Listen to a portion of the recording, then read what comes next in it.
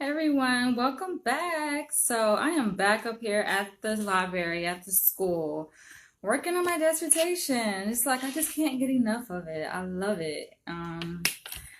As I said yesterday, actually yesterday, and you guys who saw my vlog yesterday, I was whispering because I was in the library, but now I have this like a private study room. I figure it's better to just, isolate myself from, everyone else because I was in the main common area. So that's why you guys couldn't hear me because I was whispering, but now hopefully you guys can hear me. So today is officially day number 2 that I'm working on my dissertation officially. I say officially because I actually started to develop my dissertation during my first year as a PhD student in my clinical psychology program. My PhD clinical psychology program, where basically I was working on my research project. And today, like this semester that I'm in, this fall semester, basically marks the beginning of my official dissertation development.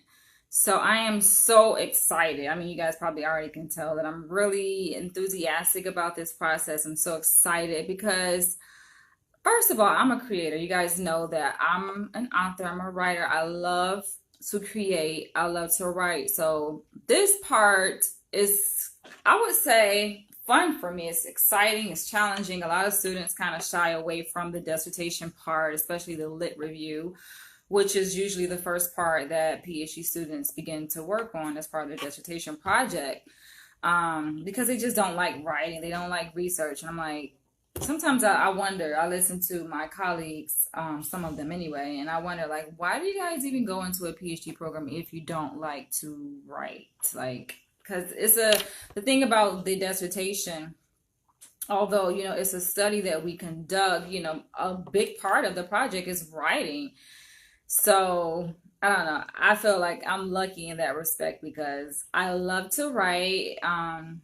What inspired, I would say, first of all, my dissertation is on Black identity development, acculturation, and implicit racial bias. So I'm looking at specifically 2 constructs within African American parents, which would be Black identity development. Initially, the theory was founded by this guy named Cross back in the 1970s. And it basically looks at the stages that African Americans go through within the context of white supremacy. So Black identity development is one of the constructs. The other one would be acculturation. And then those 2 constructs would be within African American parents. My third construct, which is the criterion variable that I'm mainly interested in, is implicit racial bias in African American children. So my predictor variables include Black identity development and acculturation, and my criterion variable would be implicit racial bias in African American children. I'm looking at other variables, but that's just kind of like the main focus of my research, just kind of like in a nutshell.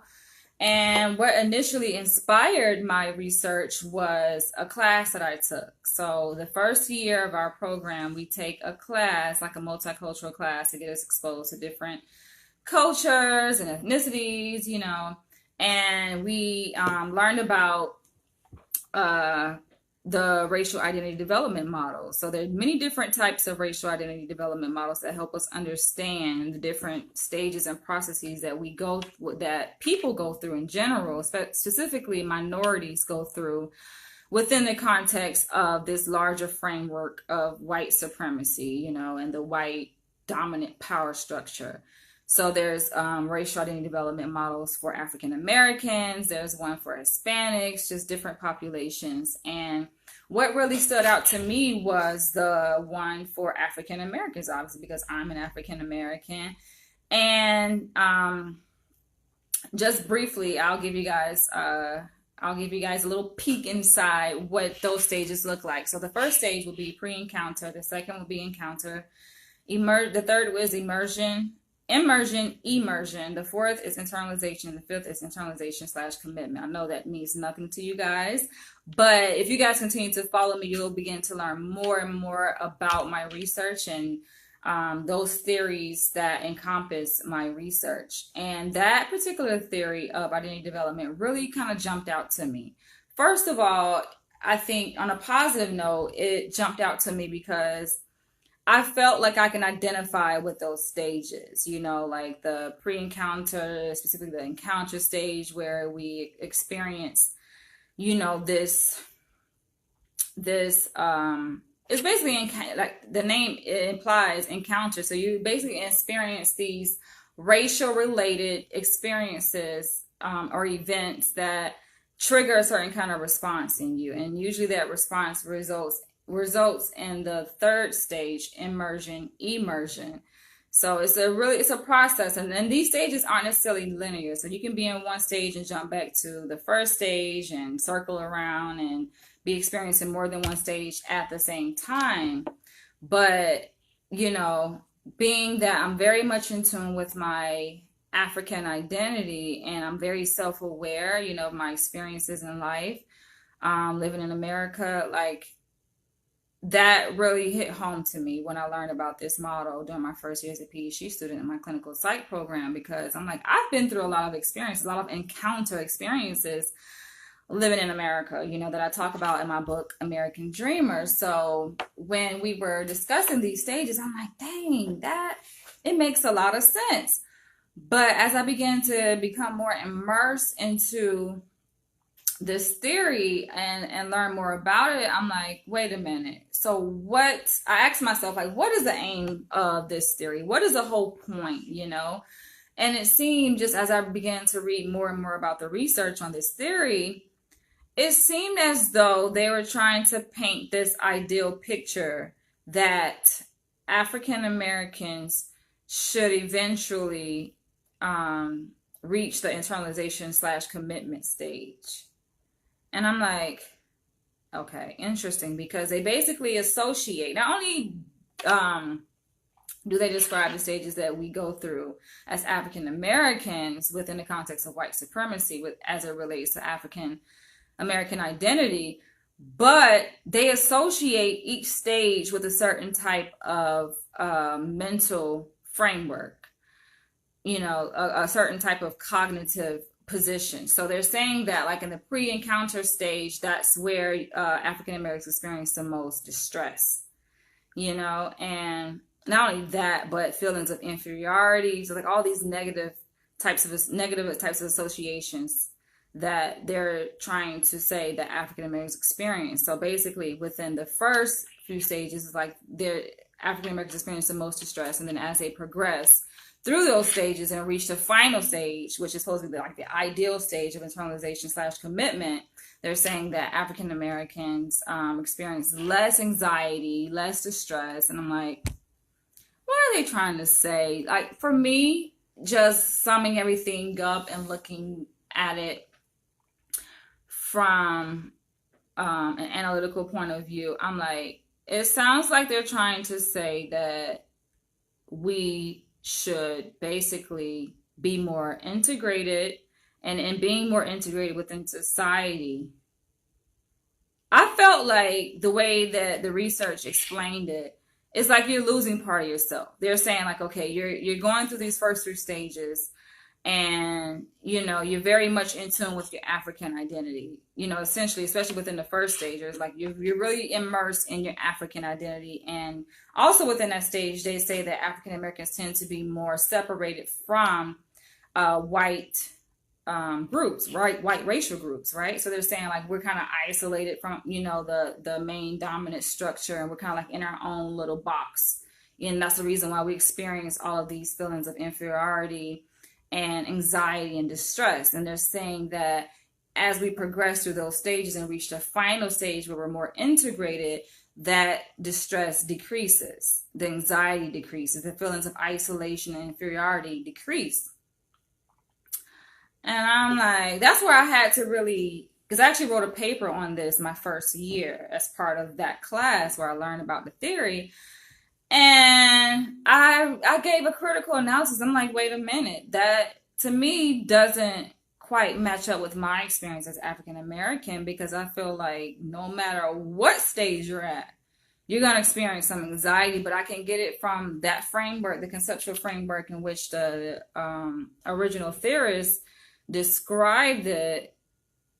I can kind of understand his viewpoint, because they're saying that, okay, if you're more integrated, then at that point, perhaps you've kind of resolved some of those feelings of inferiority.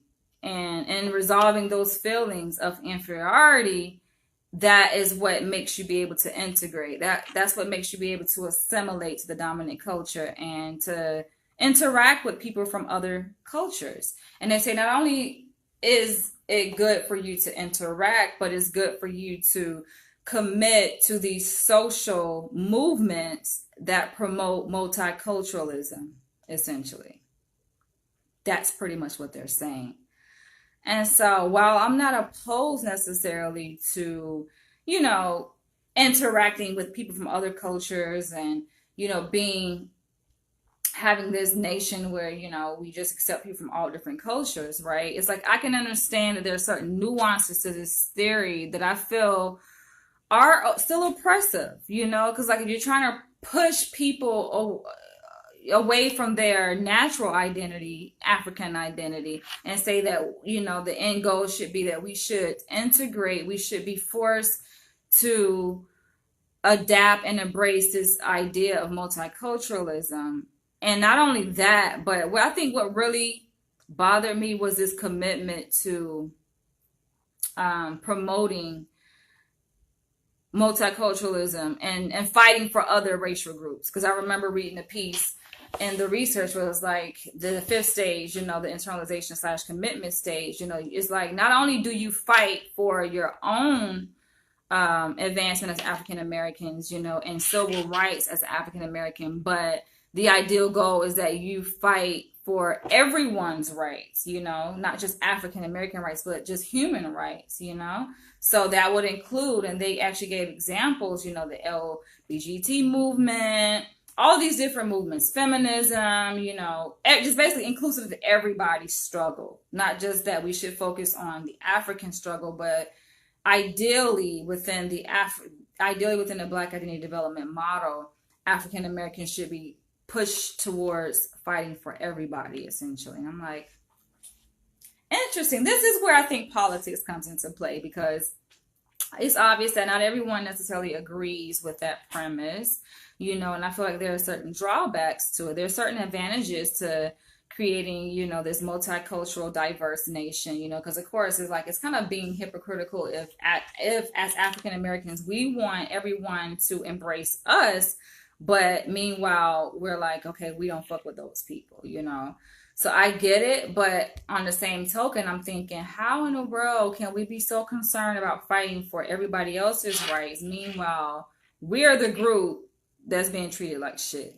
That's, I think, the whole reason, the purpose of this Black Lives Matter movement, because, we are the one, not to say other people aren't, but there's a high proportion of African Americans who experience these awful adverse experiences, in America, being killed, being racially profiled, being discriminated against, but meanwhile, they're saying that ideally we should just be in a fight to save everybody, that's the whole idea of all lives matter. So that's where I kind of got stumped, but I don't want to go into too much detail. I already kind of did a little bit, but there's still more to that theory, because it's actually been revised over the years. So that's just to give you guys like a little brief snapshot.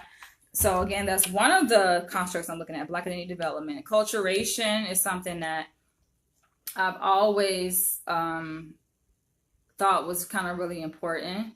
I remember actually as a junior and senior at Florida State University, I was like 20, 21, 22.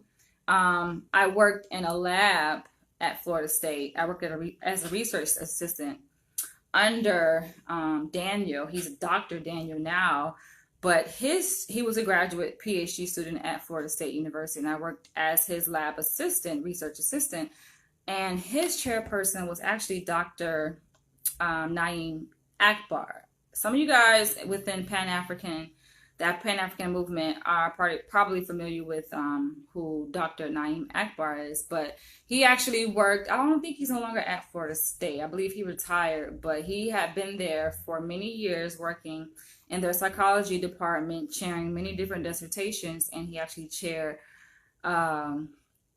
the graduate student who I was an assistant to his lab. He chaired his dissertation, and his dissertation was actually on acculturative stress and suicide in African American males. And I remember like it was yesterday, because I actually was, as a research assistant, was tasked with the responsibility of administering the scales and measurements to his participants. So I was a test administrator, collecting this data for his PhD dissertation. So I've kind of always been in tune with this whole acculturation and this, African identity experience that, it's like, it never goes away. The whole research surrounding that, it's going to keep getting more rich and rich over the years. And I feel like that's where I come in with my research. It feels like it's kind of hot in here. Like, can we get the AC turned up some? But that's where my research comes in, because not only am I looking at Black identity development and acculturation, but I'm tying those two, I hate when I get notifications, but I'm linking those two constructs within African American parents to implicit racial bias in children, which hasn't been done previously in research. Now, there's a lot of research on implicit racial bias in children, but it's done in isolation of looking at the predictive variables in the African American parent. So that's where my research comes in. And also I'm kind of looking at other constructs. It's interesting how, you begin to immerse yourself in research. And now that I'm in the process of doing my lit review, I want to take out this. I should take this off. Ugh.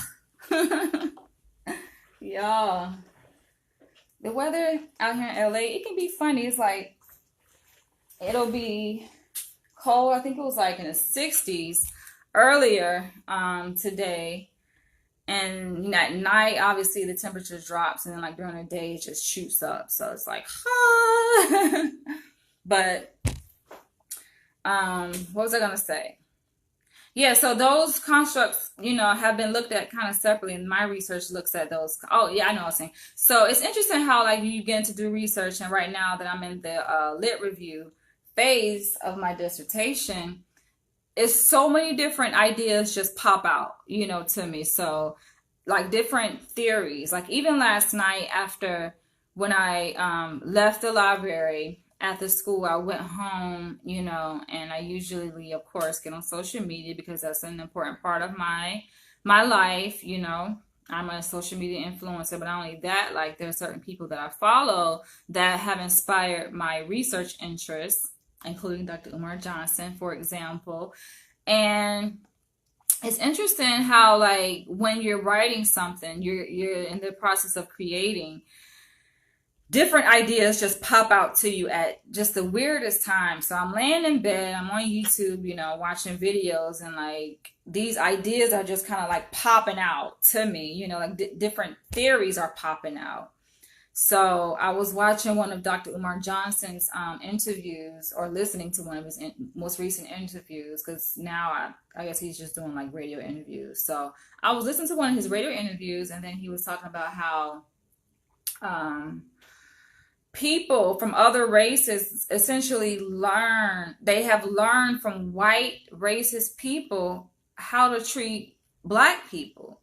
It's like, no wonder we see all these incidences of these Chinese, these Asians, having these encounters with Black people, or Black people essentially having these racially driven encounters with these Asians, and that Black people are being mistreated, by other races. It's like we see other races of people mistreating African Americans, treating us the same or sometimes even worse than white people treated us, and he kind of spoke to that in his interview.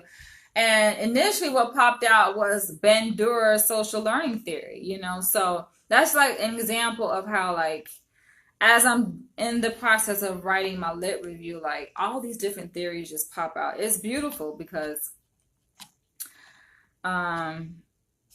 is necessary, within synthesizing my lit review and writing it. I have to be able to, speak to different theories that, already exist.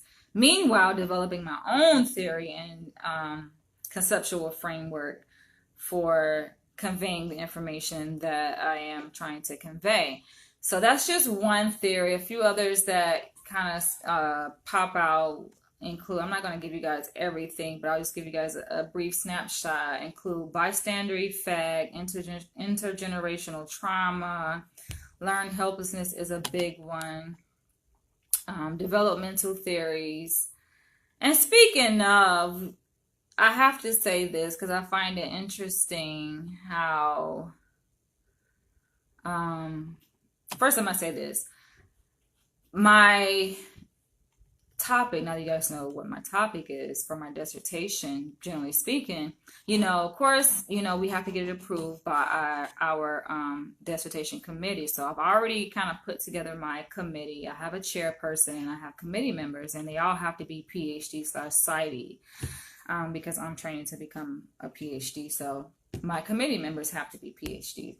And my chairperson, she's a PhD, and I introduced my topic idea to her, and she would seem like be very excited about it, very supportive, and just giving me a lot of positive feedback, right? But on the same token, it's like a part of me is wondering, like, how supportive she's going to be when she begins to start to read, the kind of flow of ideas that I'm going to present. Because during our process while we're meeting, she's of course supervising my research. So, I may write, let's say, a chapter in my lit review and then, give it to her, and then she'll edit it and bounce it back to me. So it's like my research is going to be constantly edited by my dissertation chair and committee members. And I'm wondering, like, what is going to be her process while she's reading my work, because she's white, but she embraces multiculturalism. It's like, I feel like that's just kind of like the wave with most PWIs anyway, predominantly white institutions. Like, they're on a wave to promote multiculturalism and diversity, and they talk about it, it's published, in their documents, their website and their policies and everything. But it's like, when it really comes to putting it into action, it's like, how true are they to those ideas of multiculturalism and diversity? Like, how true are they? Because I don't know, it's just like, part of me, I guess my instinct is saying that maybe she's going to oppose it, like certain ideas, that don't necessarily sit well with her. Because, like I said, although white people may say, oh, they're not racist, they're all about multiculturalism, the reality is that we all have degrees of implicit racial bias in us. That's just how we've been socialized living in America. No one is immune to having a predisposition towards a certain type of racial bias. Like, we all are. It exists within everybody. Black people, white people, Hispanics, everybody. So I know that it sits within her, and I know that she has a certain racial bias. But the important thing, I think, especially for white people who don't want to be perceived as racist, is that they are aware. That's the most important thing, like, to be cognizant, to be self-aware, in all aspects, especially in your relations to African American people, because when she's reading my research, my dissertation, I know there's going to be some opposition, and not necessarily because, oh, she's white and I'm black. Of course, there's going to be criticism all the way, and I welcome criticism. Even she's kind of giving me some feedback with respect to my approach for collecting my research articles. So she suggested that I kind of start with the reputable journals, right, that exist. Like, there are certain search engines that are linked to institutions that allow students to be able to access these journal articles for free. So we don't have to pay for it. Our tuition already pays for it. And one of the search engines that we use is PsycInfo. So she suggested I start there. And I'm telling her, I agree. I think that it's good to use that, which I do, but I also told her about my approach to how I kind of do things. And I usually start with Google because Google is much more broad, while PsycInfo is specific to psychology related journals. So given that my research is psychology related, but it kind of mainly, it more specifically falls under social psychology. And some of the theories and some of the things that I may introduce in my dissertation may not necessarily have anything to do with psychology, directly, but may be related to politics, for example, or maybe related to education. So if I'm on PsycInfo search engine trying to find certain articles that support my line of thinking or support the theories that I'm introducing, that I could be limiting myself just by starting on PsycInfo, whereas with Google it's very broad, so Google will pull up all of these different links to articles and journals, although I may not be able to directly access it through Google, it will at least point me to the title of the article and the abstract, and I can just go directly to whatever journal that the articles are published in through my school's library website. So I just think that's just a different approach. And another thing that I'm kind of concerned about is the type of sources, because I know she mentioned in our last meeting, she was like, she was telling me, this is, how you can search. I said, I don't know already how to search professional articles, journals, but she's just giving me some tips, and I'm always open. So, while I'm sitting across from her, I'm like, taking her feedback and, being very receptive and listening, because I just think that's important, because I don't know everything.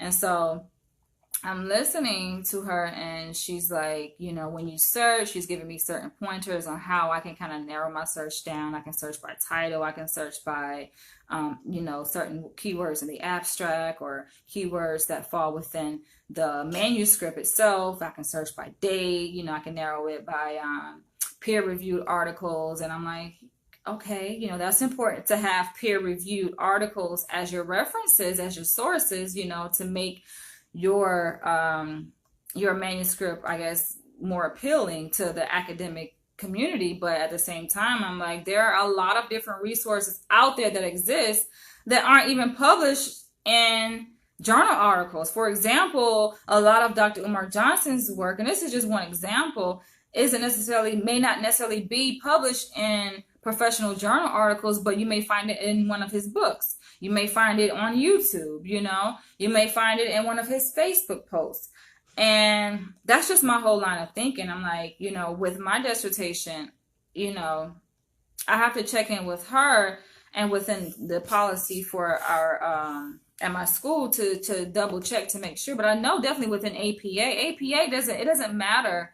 According to APA's guidelines, when it comes to citing sources, they have a guideline for citing every kind of source that exists. So whether it's a book, whether it's a phone conversation, whether it's an interview, a YouTube video, a website, magazine, whatever it is, they have a guideline for how you can cite that source professionally according to APA's guidelines. So I'm like, okay, if APA has it set up this way, then we should be able to use insights from different sources that are not necessarily peer-reviewed journal articles, because I know some of my research, my resources, it's just not going to be from a peer review. Now the theories that I kind of mentioned and talked about, yes, those are obviously in peer-reviewed journals. There's been a lot of research, academic research related to those theories that I mentioned, but let's say certain things as it relates to, let's say, for example, Pan-Africanism may not necessarily be found, which I've done some research, and I think I found some journal articles that reference Pan-Africanism. So we'll see going forward, but I'm still kind of in the beginning stages. But that's just something that I'm kind of thinking about, and I'm going to discuss with her in our next meeting. We meet every single week.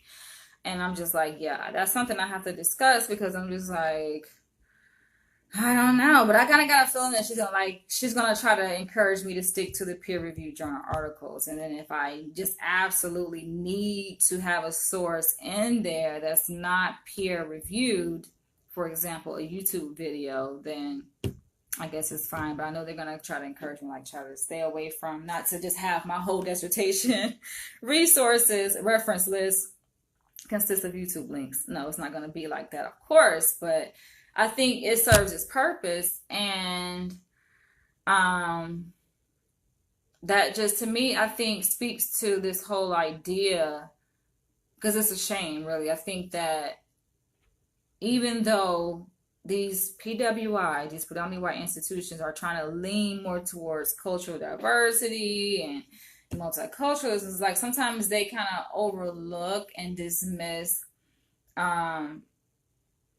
ways in which they are being racially oppressive, I think, because when it comes to submitting to a professional journal, I mean, most of them, we know that most of them, the editors are white. These journals are mostly white. Like, most of the research that's out there, that's published out there, is white. So when we want to find things that relate to us, and specifically my research obviously is on Black people, Black identity, to be able to find peer-reviewed journal articles and research, out there in academia, it may be a little bit difficult. Not to say it hasn't been research studies done. Of course, we know there's a lot of research on acculturation, a lot on Black identity development, but certain things, certain nuances in my research, I just may not be able to find in a professional journal article, so that's why I have to step out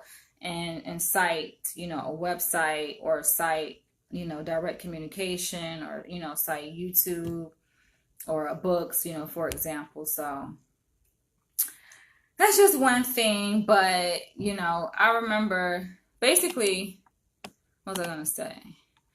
Yeah, especially when it comes to Pan-Africanism, because something that really stood out to me that I've come across in the past few days, and not just in the past few days, but months, since I've been kind of following Dr. Umar Johnson, is he presents these 4 tenets of Pan-Africanism, which I think is really important to my discussion on Black identity development. It's like, how can I talk about Black identity development without mentioning Pan-Africanism, So we'll cross that bridge when we get there. But, right now, of course, I'm just in the developmental stages of my dissertation, and that will be my lit review. So just going out there, finding everything that I can find on my topic, my research topic, and then organizing it, which I've done already with my outline. So I already had an outline. Actually, yesterday I edited my outline. It's getting pretty long. Like, I'm realizing, like, wow, my outline is growing, and I did the second edit, actually the first edit to my outline yesterday. And so today I'm working on my second edit of my outline, because like I said last night, more ideas came to me and theories came to me. So I have to include those in there. And next semester, I actually propose my dissertation project. So, before we can embark on our study, because it's an actual quantitative study that I'm doing. For the PhD, they require that we do quantitative research, not necessarily qualitative, which is slightly different. Qualitative is more like case studies or, interviews, whereas quantitative, we actually have to collect real data that is measurable, quantifiable, and that we can analyze. And so next semester in the spring, I will be proposing my dissertation project and getting approved successfully. And then once I get approved, then I submit it to IRB, the ethics committee, and they're going to make sure that, my methods and everything I'm going to be doing with my participants, It falls with under ethical standards, and I have necessary protocols in place in case something happens, which I've already been through this process with my research prac. So when they get my dissertation RB proposal, they're gonna be like, I remember her, because we kind of had some little bit back and forth. But amazingly, with my research prac RB proposal, like, even though we had back and forth and they had some suggestions, some edits that I had to make with my proposal, to make sure I protect my participants, once I followed what they told me to do with my edits, they approved me. Like, I got approval in a very short amount of time. I was surprised to see. And I think it's just about how quickly I responded to their suggestions, their feedback. I didn't necessarily resist or argue or debate them on what they said. I listened to what they said, and it was like 3 pages of edits that I had to go through and make changes to my proposal. Not necessarily significant changes, but kind of minor, nuanced changes, and put certain protocols in place. And because I was very receptive to their feedback, they just approved me. So I felt very good about that. And so I'm believing that, this time around, being that my dissertation builds upon my research prac study that I did my first year in the program, I feel like I shouldn't have any major issues getting IRB approval.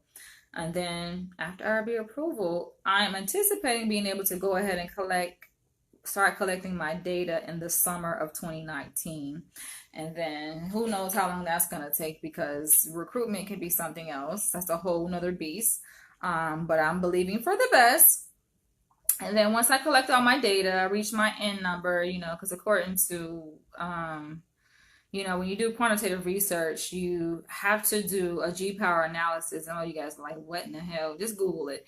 But you do a G-power analysis to determine how many participants you need in order for your results to be significant. So there are a certain number of participants, they call it the N, that you need in order for your results to be significant. Once I reach my N, with respect to my participant recruitment, I collect all my data, I analyze it, I like that too. I like that part, maybe I like all the parts of research. That's the reason why I chose to pursue a PhD, because I just like research altogether. I just like the whole scientific method, and I'm fascinated by research. So, I collect my data and I analyze it. And there's a program that we use in psychology called SPSS, which stands for Statistical Package for the Social Sciences. And I first was introduced to it way back when I was in my undergrad, actually. So I was really young, like 19, 20, 21, working on my bachelor's degree at Florida State University, when I first heard about SPSS. And ever since, I'm like, okay, this is really cool. They actually have a program that you can use to input your data, and it's kind of like already, they have certain presets already built in the program that you just kind of plug in your data set, and it allows you to be able to run different analyses, like multiple regression analyses, ANCOVA, MANOVA, like different analyses it allows you to run to be able to analyze your data. So I think that's very interesting. And I actually had my, like I said, I first used it in my undergrad, because when I was a junior and a senior at Florida State University, I joined several different research labs. I was a research assistant, not only to the research lab that I mentioned at the beginning of this video with Daniel under Naeem Akbar's supervision, but I was a part of the research lab to the program director of the psychology department, the undergraduate psychology department at Florida State University. And her research was on epilepsy in poodles. And so for that, I actually had to transcribe all of these interview sessions. It's a really laborious process, and input data into SPSS. And I also worked in another research lab in the medical school on not schizophrenia, on Alzheimer's. So yeah, I've done I've done a lot. You know, I have a lot of exposure to different types of research on different modalities. So I just find that part to be quite fascinating, you know, that they just have all these programs. It's like it's amazing, like I think with respect to technology and the times that we live in, just the convenience, you know, um, that we have to be able to do, you know, this research, and you know, these programs are able to support us in that. And I'm looking forward to that. You know, it is kind of laborious because it's like you input the data and that you collect from your participants. And I remember when I actually put together my data set for my research project, I'm like, fuck, this is a lot of freaking variables. You have to enter every single question essentially is a different variable. That's how you enter into SPSS. I know you guys are like, what is she talking about? But it's a lot. So with the scales that I use, like one scale was like 47 questions, another one was 40 questions, and the other one was 28 questions for my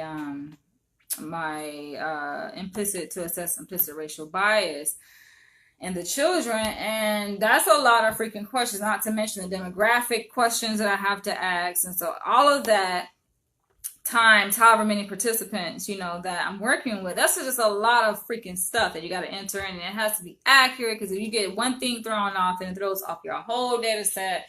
So that reminds me, I'm gonna have to get a research assistant for this project going forward, because it is a lot of work. It is a lot of work, but nonetheless, I'm excited about the process, excited about the next stages in it, and I think that about sums it up what I wanted to share in this vlog.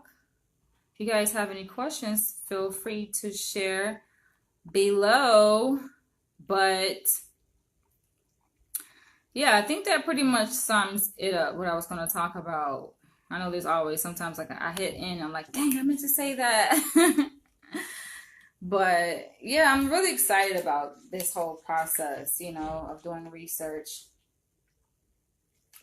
And then at the very end, they encourage us to submit to professional journals. So you guys, you know, very much well may see my dissertation research study published in a professional journal. I mean, that's the goal of the school, but for me, I'm not really gung-ho about necessarily getting published in a professional journal. For me, I'm like, I would prefer to publish it in a book, you know, like my own book that I own that I can sell, or even just distribute for free, you know. But we shall see. We shall see. We shall see. We shall see. We shall see. But hey, that pretty much sums it up what I wanted to talk about. And look, y'all, I'm just, ugh. I hate that I had that bump. Thank God it went away. It's going away. My skin color is coming back because, so I don't get it every month, but when my monthly comes, I usually get this freaking bump. I don't know if it's like a stress bump or freaking menstrual cycle bump, but it comes like every time I get my my monthly. But anyway, that's besides the point. Thank you guys for tuning in. I know there's just one thing. I forget, it's just one thing. It's one thing, you guys, that I wanted to share, but it's slipping my memory anyway. I'll probably catch you guys in the next vlog. Of course, there's more to come. I am super excited about this whole process, and I know that there are going to be some challenges along the way, but nonetheless, it's worth it. And this is just the beginning of my contribution to the field of psychology.